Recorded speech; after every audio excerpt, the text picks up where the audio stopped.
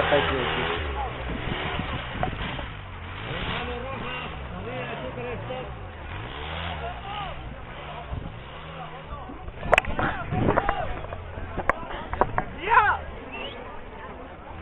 Gonzalo Rojas, salida super stop.